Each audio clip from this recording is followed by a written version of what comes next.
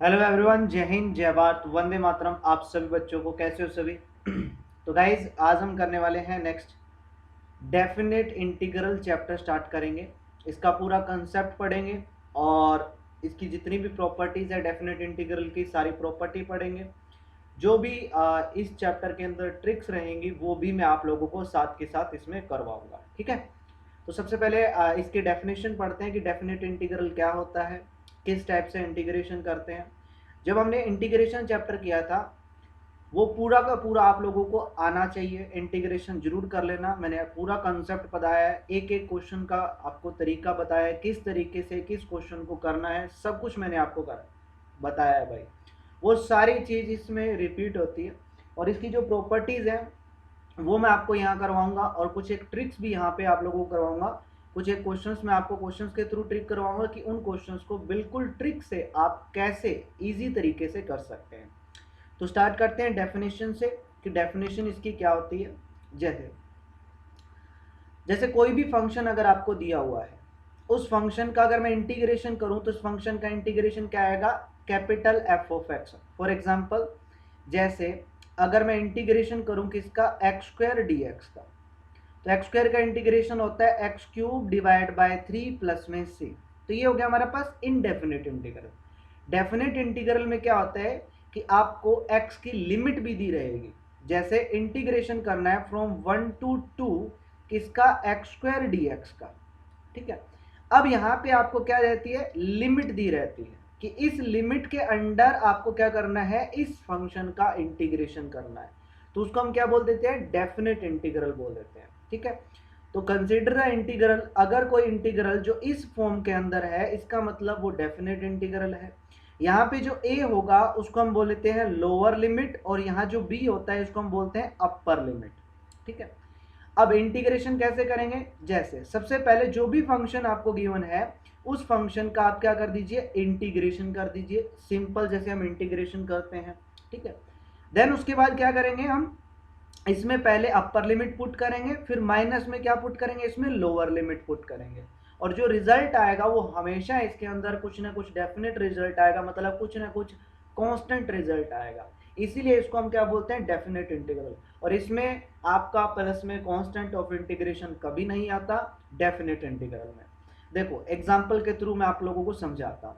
For example, जैसे integration करना है फ्रॉम 1 to 2 किसका? एक्स स्क्वायर डी एक्स, इसका इंटीग्रेशन करना है।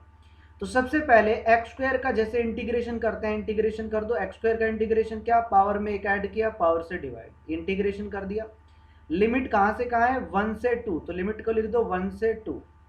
पहले x की जगह अपर लिमिट पुट करेंगे, मतलब x की जगह पहले 2 पुट करेंगे, फिर माइनस में x की जगह लोअर लिमिट मतलब x की जगह 1 पुट करेंगे। तो पहले x की जगह 2 पुट करोगे तो यह आएगा 2 का क्यूब डिवाइड बाय 3, फिर माइनस में x की जगह 1 पुट करोगे 1 का क्यूब डिवाइड बाय 3, ठीक है। ये आ गया 8 डिवाइड बाय 3 माइनस में 1 बाय 3, तो ये हो जाएगा 7 डिवाइड बाय 3। तो ये क्या आ गया हमारे पास? रिजल्ट आ गया। इस टाइप से आपको करना है। और एग्जांपल देखो, जैसे मैं कहता हूं कि इंटीग्रेशन करो फ्रॉम 0 टू पाई बाय 2 और यहां मैंने लिख दिया साइन एक्स डी एक्स, ठीक है। इंटीग्रेशन करना है 0 से पाई बाय 2 किसका? साइन एक्स डी एक्स का। तो सिंपल, पहले जैसे साइन का इंटीग्रेशन, अगर मैं साइन का इंटीग्रेशन करूं तो आपको पता है वो होता है माइनस में कोस एक्स और लिमिट दे रखी 0 से पाई बाय 2। पहले अपर लिमिट पुट करेंगे माइनस में, एक्स की जगह पाई बाय पुट कर दो, माइनस को आप बाहर लिख लो, कांस्टेंट है बाहर लिख लो माइनस। तो पहले अपर लिमिट पुट की कोस पाई बाय 2, फिर माइनस में लोअर लिमिट पुट की कोस 0। अब कोस पाई बाय 2 कितना होता है? 0, माइनस में कोस 0 कितना होता है? 1, लेकिन बाहर भी माइनस है तो इसलिए ये क्या आ जाएगा? प्लस का 1, तो ये क्या आ गया? रिजल्ट आ गया। तो इस टाइप से हम क्या करते हैं? डेफिनेट इंटीग्रल करते हैं। क्लियर? तो पहले इंटीग्रेशन करना है, उसके बाद आपको लिमिट पुट कर देनी है। तो इस क्वेश्चन को आप लोग ट्राई करेंगे, सिंपल सा क्वेश्चन है, कर लोगे? नेक्स्ट, ये मैंने आप लोगों को करवा दिया। नेक्स्ट, जैसे ये क्वेश्चन है, पहले इसका इंटीग्रेशन, हमने इंटीग्रेशन पढ़ा था अगर आप लोगों को याद हो तो, कि अगर फंक्शन की पावर जो भी हो और मल्टीप्लाई में अगर उसका डेरिवेटिव है तो इंटीग्रेशन क्या होता है, फंक्शन की पावर में एक ऐड कर दो और पावर से डिवाइड। तो यहाँ देखो साइन का डेरिवेटिव इसके साथ है, तो इंटीग्रेशन क्या हो जाएगा, सिंपल, पहले पावर में एक ऐड किया और पावर से डिवाइड किया, और लिमिट है 0 से π/2। देखो कांस्टेंट को आप ब्रैकेट से बाहर लिख सकते हो, तो 1/4 बाहर आ गया, ये आ गया साइन की पावर 4x और लिमिट आ गई 0 से π/2। पहले अपर लिमिट पुट करनी है, अपर लिमिट पुट करोगे तो ये साइन की पावर 4 ये आ जाएगा π/2 माइनस में, फिर लोअर लिमिट पुट करनी है साइन की पावर 4 और ये 0, साइन π/2 1 होता है और साइन 0 0, तो ये आंसर आ जाएगा 1/4। तो ये क्या आ गया, रिजल्ट आ गया। इंटीग्रेशन आपको आना चाहिए, क्योंकि पहले इंटीग्रेशन करना है, उसके बाद सिर्फ एक स्टेप इसमें एक्स्ट्रा है कि इंटीग्रेशन के बाद पहले अपर लिमिट फिर माइनस में लोअर लिमिट। इंटीग्रेशन, सारे इंटीग्रेशन मैंने आप लोगों को इंटीग्रेशन चैप्टर के अंदर अच्छे तरीके से करवाए थे, क्योंकि वो सारे इसमें यूज होने वाले हैं। अब कोई भी क्वेश्चन दे दे, पहले आपको इंटीग्रेशन करना आना चाहिए, क्योंकि उसके बाद ही आपकी लिमिट इसमें पुट होती है। ओके, क्लियर, डन है सभी का, ठीक है। नेक्स्ट देखो, नेक्स्ट हम बात करते हैं इसकी प्रॉपर्टीज की गाइस, ठीक है। प्रॉपर्टीज से पहले मैं एक चीज और बता देता हूं आप लोगों को। अगर मैं सेम क्वेश्चन को सेम डेफिनेट इंटीग्रल में अगर हम सब्स्टिट्यूट करके अगर करते हैं, ठीक है, सब्स्टिट्यूशंस,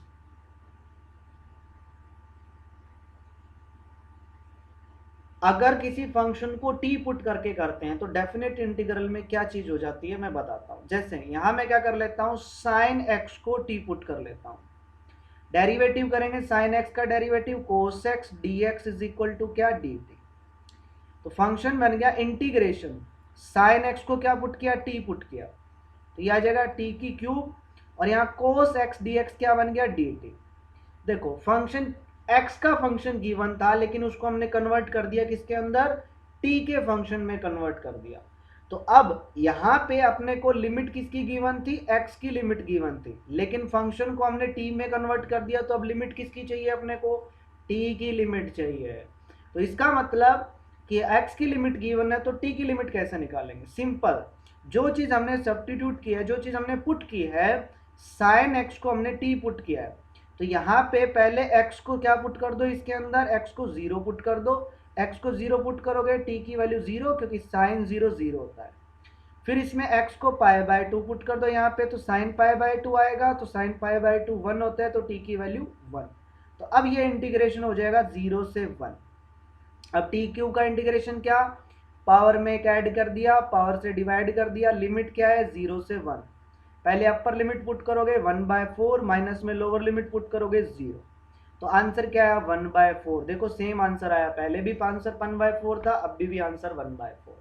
तो अगर आप जब भी सब्स्टिट्यूशन लगाओ डेफिनेट इंटीग्रल में, तो याद रखना लिमिट भी चेंज हो जाती है अकॉर्डिंग टू क्वेश्चन, क्वेश्चन के अकॉर्डिंग, ठीक है। लिमिट चेंज करना मत भूल जाना, कहीं ऐसा ना हो कि आपने फंक्शन को चेंज कर दिया, लिमिट सेम रख ली, तो क्वेश्चन आपका गलत हो जाएगा।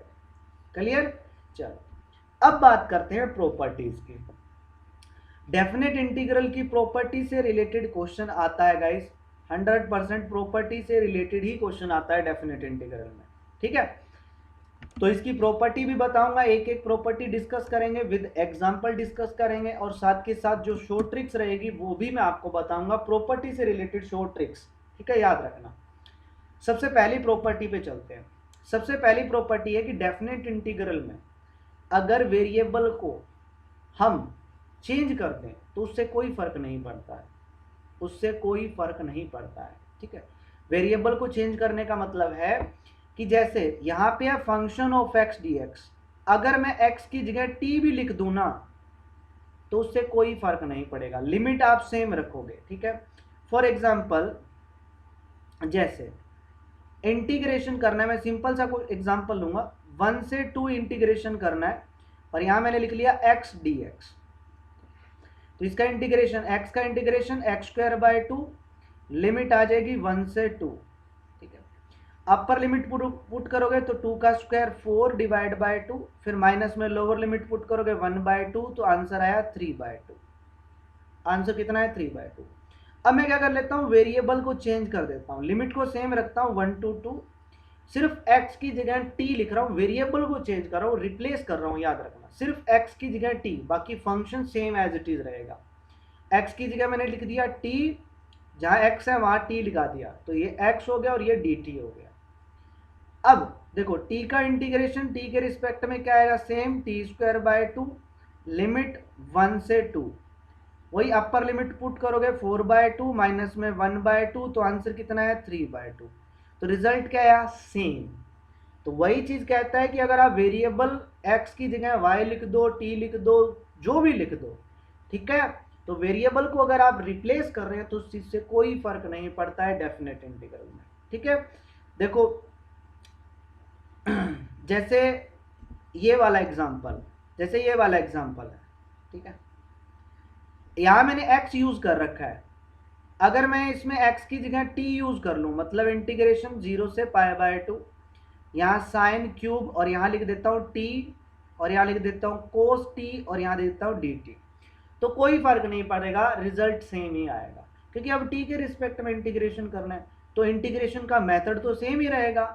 फंक्शन है, फंक्शन का डेरिवेटिव साथ में है, तो इंटीग्रेशन क्या होगा, पावर में एक ऐड कर दो और पावर से डिवाइड कर दो, और लिमिट तो सेम ही रहनी है 0 से π/2, ठीक है ना। यहाँ सब्स्टिट्यूट नहीं कर रहा हूँ मैं, रिप्लेस कर रहा हूँ। बहुत सारे बच्चे कंफ्यूज हो जाते हैं कि सब्स्टिट्यूट किया तो सर लिमिट चेंज, सब्स्टिट्यूट का नहीं है, वेरिएबल रिप्लेस हो रहा है। रिप्लेस का मतलब x की जगह जस्ट t पुट किया है, बाकी फंक्शन एज इट इज है, ठीक है ना, तो उस चीज से कोई फर्क नहीं पड़ता है। नेक्स्ट प्रॉपर्टी नंबर सेकेंड है कि अगर लिमिट a से b है और अगर मैं उसको b से a कर दूंगा तो फंक्शन के आगे क्या आ जाएगा, माइनस साइन आ जाएगा। ठीक है, फॉर एग्जाम्पल से करते हैं हम, integration from 1 to 2, same example लेते हैं x dx, तो रिजल्ट आया था हमारे पास, क्या आया था 3/2, लिमिट थी 1 से 2, x dx का रिजल्ट कितना है 3/2। लेकिन अगर मैं इसी का इंटीग्रेशन करूं 2 से 1 x dx का, तो x का इंटीग्रेशन x²/2, लिमिट अब हो गई 2 से 1, पहले अपर लिमिट पुट करेंगे तो 1/2, माइनस में लोअर लिमिट पुट करोगे 4/2, एलसीएम लोगे तो ये आएगा माइनस का 3/2। तो देखो लिमिट अगर a से b रखी तो फंक्शन की वैल्यू आई 3/2, लेकिन जैसे मैंने लिमिट को उल्टा कर दिया, अपर लिमिट और लोअर लिमिट को रिप्लेस कर दिया, तो फंक्शन का आंसर आया, मैग्नीट्यूड में तो सेम आया लेकिन साइन चेंज हो गया, ये प्लस का था तो ये आ गया माइनस का।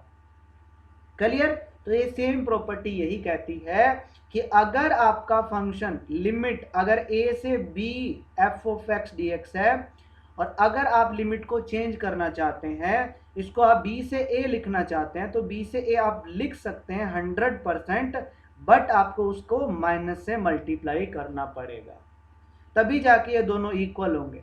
ठीक है, क्यों, क्योंकि अगर इसका आंसर इक्वल, क्यों, क्योंकि अगर इंटीग्रेशन a से b f(x) dx, इसका आंसर अगर m आता है, तो इंटीग्रेशन b से a f(x) dx का आंसर माइनस का m आएगा, और दोनों इक्वल कब होंगे, जब इसको मैं माइनस से मल्टीप्लाई कर दूं तो ये प्लस हो जाएगा। देखो ये भी m और ये भी m, तो इसका मतलब ये रिजल्ट और ये रिजल्ट दोनों क्या रहेंगे, इक्वल रहेंगे। क्लियर हुई प्रॉपर्टी नंबर सेकंड। ठीक है, जो भी डाउट रहे व्हाट्सएप नंबर आप सभी के पास है, चैट ग्रुप के थ्रू आप डाउट क्लियर कर सकते हैं। Okay, next property number 3, most important property है गाइस। ठीक है, एग्जाम में क्वेश्चन आता है इस प्रॉपर्टी से रिलेटेड, जो मॉडुलस वाला क्वेश्चन होता है, वो मैं एग्जांपल भी करवाऊंगा, आपको टेंशन मत लो। ठीक है, प्रॉपर्टी नंबर 3 कि आप लिमिट को ब्रेक कर सकते हैं। ठीक है, integration from a to b करना है और a और b की बीच में कहीं ना कहीं c आ रहा है, तो आप c पॉइंट पे उस फंक्शन की लिमिट को ब्रेक कर सकते हैं। आप उसको लिख सकते हैं a से c फंक्शन प्लस में c से b फंक्शन, उससे कोई फर्क नहीं पड़ता, उससे कोई फर्क नहीं पड़ता, बिल्कुल भी नहीं पड़ता। मैं आपको एग्जाम्पल के थ्रू बता देता हूं, उसके बाद मॉडुलस का एग्जाम्पल भी करवाऊंगा, क्योंकि जो एग्जाम में जैसे क्वेश्चन आते हैं वो भी करवाऊंगा। पहले एक सिंपल सा एग्जाम्पल लेते हैं, लिमिट 1 से 3 करता हूं मैं, किसकी, वही एक सिंपल सा, ताकि आपको अच्छे से समझ में आ जाए क्वेश्चन, एक्स का। तो एक्स का integration x square by 2 limit from 1 से 3, पहले अपर लिमिट पुट करेंगे तो ये 9/2, फिर माइनस में लोअर लिमिट पुट करोगे 1/2, तो आंसर आया 8 डिवाइड बाय 2 कितना आया, 4 आ गया। मैंने जस्ट लिमिट सीधा कर दिया, मैंने कहीं भी लिमिट ब्रेक नहीं की, ठीक है।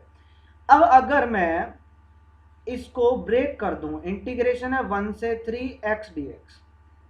देखो 1 से 3 के बीच में कहीं ना कहीं 2 आता है, जरूरी नहीं एकदम बीच में आपको लो, आप 1.5 ले लो, कोई दिक्कत नहीं है, लेकिन पॉइंट में हम क्यों लें, 1 और 3 के बीच में मुझे पता है कहीं ना कहीं 2 आता है, तो मैं क्या कर लेता हूं, इसको मैं 1 से 2 लिख लेता हूं x dx, और फिर प्लस में 2 से 3 लिख लेता हूं x dx।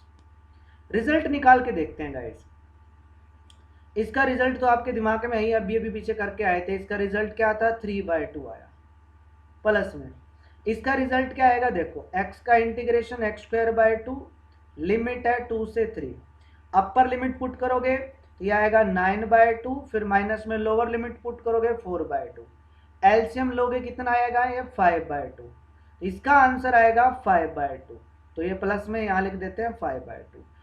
एलसीएम लोके करके देखो कितना आया, 4, यहाँ भी रिजल्ट कितना आया, 4, डायरेक्ट किया तब भी रिजल्ट 4, लिमिट को ब्रेक करके किया तब भी रिजल्ट कितना, 4। तो इसका मतलब कि अगर आप लिमिट को ब्रेक करते हैं उस पॉइंट पे जो 1 और 3 के बीच में कहीं ना कहीं होना चाहिए, तो फंक्शन में कोई चेंज नहीं आता, फंक्शन आपका एज इट इज रहता है डेफिनेट इंटीग्रल। ये प्रॉपर्टी है भाई इसकी, ठीक है। क्लियर हुआ सभी बच्चों का, एकदम बढ़िया। ये देख लो 5/2 है, आपको साइड में दिख रहा होगा क्योंकि मेरे कैमरे के पीछे आ गया था ना भाई। चलो नेक्स्ट देखते हैं। अब एग्जांपल इसका मैं मॉडुलस वाला करवा देता हूँ। बहुत सारे बच्चों को इस टाइप के क्वेश्चन में दिक्कत आती है कि सर मॉडुलस फंक्शन की लिमिट कहाँ ब्रेक होती है। मॉडुलस फंक्शन की लिमिट उस पॉइंट पे ब्रेक होती है जिस पॉइंट पे वो 0 होता है, ठीक है। अगर मैं लाइन की बात करूं, ये मैं लाइन ड्रॉ कर लिया, फर्स्ट है -1, तो यहां लिख देता हूं ये पॉइंट है मेरा -1, और अपर लिमिट है 2, तो ये पॉइंट है मेरा 2। यहां मॉडुलस फंक्शन है x, तो ये 0 कब होगा, ये 0 होगा जब x को मैं 0 पुट करूंगा, क्योंकि ये 0, इसकी वैल्यू 0 कब आएगी, जब x की वैल्यू क्या हो, 0। इसका मतलब x इज इक्वल टू 0 यहां पॉइंट होगा, तो 0 पे ये क्या हो जाएगा, ब्रेक हो जाएगा। तो मैं इसको लिखूंगा इंटीग्रेशन -1 से 0 मोड x dx, प्लस में 0 से 2 मोड x dx। अभी कहानी खत्म नहीं हुई, अभी तो मॉडुलस को हटाना है। अब देखो -1 और 0 के बीच में यहां जितनी भी वैल्यूज पुट करूं मैं, इसके अंदर सभी वैल्यूज आपकी नेगेटिव में रहेगी ना रहेगी, क्योंकि 0 से छोटी जितनी भी वैल्यू लूंगा वो सारी नेगेटिव में रहेगी। लेकिन मॉडुलस फंक्शन का आंसर तो प्लस, इसका मतलब -1 से 0 आपको इस फंक्शन को क्या लेना पड़ेगा, माइनस का x dx, क्योंकि अब आप x को माइनस में कुछ भी पुट करो, बाहर माइनस लगा दिया वो प्लस का कर देगा भाई उसको। और प्लस में 0 और 2 के बीच में जितनी भी वैल्यूज आप देखोगे वो सारी पॉजिटिव रहेगी, तो इसका आंसर पॉजिटिव, तो इसको सिंपल x dx ले लो। अब आपको जैसे इंटीग्रेशन करते हो वैसे इंटीग्रेशन कर दो, इसका माइनस बाहर लिख लो, इसका x का integration x square by 2, limit है -1 से 0, प्लस में integration x square by 2, limit है 0 से 2। यहाँ पे अपर लिमिट पुट करोगे तो ये माइनस है बाहर, अपर लिमिट पुट करोगे 0, फिर माइनस में लोअर लिमिट पुट करोगे -1 का स्क्वायर 1/2, प्लस में यहाँ अपर लिमिट पुट करोगे तो 4/2, माइनस में लोअर लिमिट पुट करोगे 0, तो ये माइनस माइनस प्लस, तो 1/2 प्लस में ये कैंसिल होके कितना 2, तो आंसर आया एलसीएम लेके 5/2, तो रिजल्ट आया 5/2 हो गया भाई, ठीक है। तो पता चला कि किस पॉइंट पे लिमिट आपको मॉडुलस फंक्शन की क्रैक होगी, और कैसे कहाँ पे नेगेटिव फंक्शन लेना है और कहाँ पे पॉजिटिव एक्स लेना है, ठीक है। क्योंकि मॉडुलस हटाएंगे तो माइनस में और प्लस में, वो कैसे लेना है वो भी मैंने आपको बता दिया, ठीक है। एक एग्जांपल और देखते हैं मजेदार वाला भाई, ये वाला। अब x² - 4 आ गया, लिमिट कहाँ दी हुई है, लिमिट दी हुई है भाई साहब ने -4 से 3। तो सिंपल आप लाइन ड्रॉ करो, -4 से ये आ गया 3। अब यहाँ पे वो पॉइंट पुट करो जिस पे ये 0 बनता है। यहाँ पे 4 है तो x को अगर आप -2 पुट करते हो तो -2 का स्क्वायर 4 होगा, 4 - 4 0 हो गया सर। और x को अगर आप 2 पुट करते हो तो भी आपका ये 0 आएगा। हाँ भाई, दिमाग में आ गया सर जी कि -2 पे भी ये 0 बन जाएगा और 2 पे भी 0। तो इसका मतलब कि यहाँ पे ये लिमिट ब्रेक होगी। अब फंक्शन बन गया आपका, लिमिट कहाँ से कहाँ, -4 से -2, और -2 से आपका गया 2, और आपका गया 2 से कहाँ 3। पहले इस पॉइंट पे यहाँ आएगा, फिर इस पॉइंट से यहाँ जाएगा, और फिर इस पॉइंट से यहाँ जाएगा। अब मैंने ये मॉडुलस खाली रखा है, यहाँ पे कुछ भी नहीं लिखा अभी तक। क्यों नहीं लिखा, क्योंकि मुझे ये भी तो चेक करना है कि कहाँ पॉजिटिव कहाँ नेगेटिव, क्या क्या चीजें रहने वाली है, वैल्यूज। अब -4 और -2 के बीच में जो भी वैल्यू आप पुट करके देख लो, कुछ भी वैल्यू पुट करके देख लो आप अपनी मर्जी से। -3 पुट करके देखता हूँ, -3 का स्क्वायर 9 - 4 कितना आंसर आया, प्लस, पॉजिटिव आंसर आया। तो इसका मतलब एज इट इज पॉजिटिव लिख दो इसको, x² - 4 dx, इसको पॉजिटिव में लिखना है। उसके बाद आया -2 से 2, कोई भी एक वैल्यू पुट करके देख लो इस इंटरवल में से। 0 पुट करके देखता हूं यहाँ, 0 - 4 तो आंसर क्या है, माइनस, मतलब नेगेटिव का आंसर आया। तो भैया बाहर लगा दो नेगेटिव, ठीक है। ये ले लो x⁻² - 4 dx। फिर आप 3 से 2 के बीच में जो भी वैल्यू पुट करो, जो भी आप अपनी मर्जी से 2.5 पुट करके देख लो तो भी क्या आएगा, पॉजिटिव। तो इसके आगे लगा दो आप पॉजिटिव, और ये यहाँ लिख दो x² - 4, और ये आ गया dx। अब इसका इंटीग्रेशन करना है भाई, सिंपल। x² का इंटीग्रेशन क्या, x³ / 3, माइनस में 4x, ये आएगा, लिमिट -4 से -2, फिर माइनस में सेम इंटीग्रेशन रहेगा, x³ / 3 माइनस में 4x, सॉरी गाइस ये x³ है, लिमिट अब यहाँ -2 से 2, ठीक है, प्लस में सेम 2 से 3, सॉरी इंटीग्रेशन क्या, x³ / 3 माइनस में 4x, और लिमिट कहाँ से कहाँ, 2 से 3। अब upper limit minus lower limit, यहाँ भी upper limit minus lower limit, यहाँ भी upper limit minus lower limit, और कर देना है, और आपका रिजल्ट जो है वो आ जाएगा फाइनली। कर लोगे एकदम परफेक्ट तरीके से, डन है आप सभी का, इस टाइप का इंटीग्रेशन डन है। मैंने आपको प्रॉपर्टी बता दी इसकी, हो जाएगा सभी बच्चों से, क्या बोलते हो।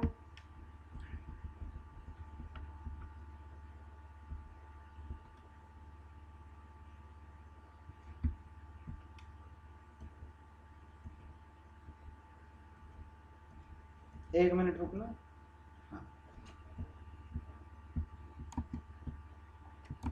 हाँ जी कर लोगे गाइस।